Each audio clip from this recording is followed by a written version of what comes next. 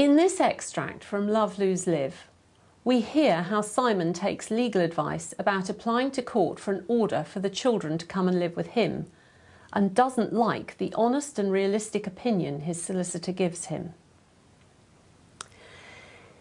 In Simon's mind, recognising that it would be better when it was over meant seeing his solicitor to make things happen, not talking to Beth about what they should do. He wanted to make her comply with his wishes. He was thinking in terms of compulsion, not communication, feeling that his views were so obviously correct that any fair-minded person would agree with him, especially a judge. So Simon had made an appointment with Anna, his solicitor, as soon as the switchboard was open on Monday morning. Anna got all the paperwork ready, and when Simon arrived, she got him to sign the document in support of his divorce petition. She explained that proceedings could now be set down for trial, and then stood up expecting to usher him towards the door. Simon didn't move from his seat. "I've decided to apply to court for an order for the children to live with us." Anna's persistent questioning only served to increase her concerns. She did what she could to dissuade Simon, but he was adamant.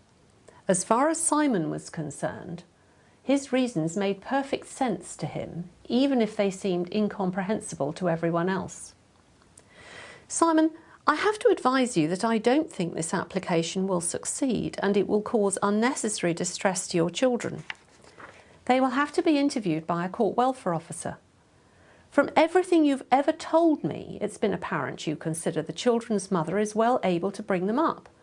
Why should she be required to hand them over to their future stepmother just because she's returned to her profession? You work full-time and often travel abroad for days and even weeks at a time.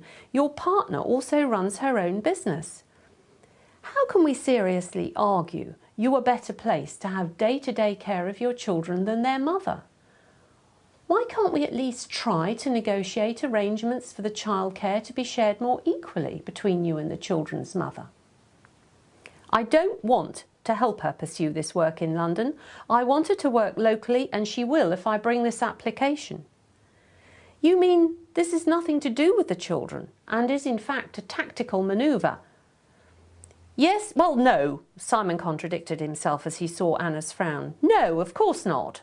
I want my children properly looked after, and if Beth won't do it, then I will."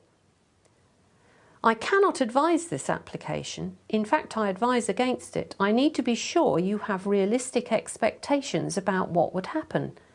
You're unlikely to be happy with the outcome, which at best is likely to be some form of shared care, not a removal of these children to you, just some more time with you."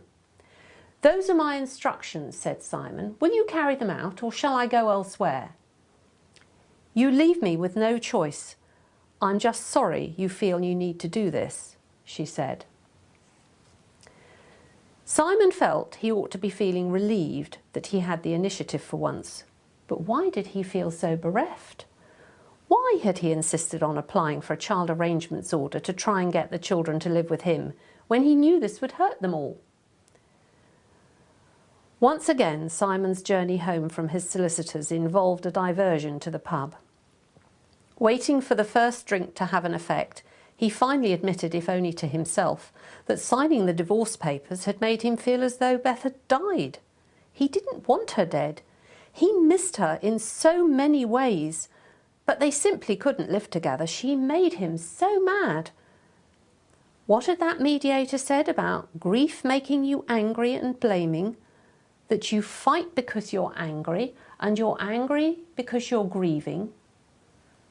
Suddenly Simon realised that his thinking was in danger of becoming bogged down in a mire of doom and misery. Momentary insights were agonising and must be dismissed. The only way he could survive was to nurse his anger. He ordered a second drink.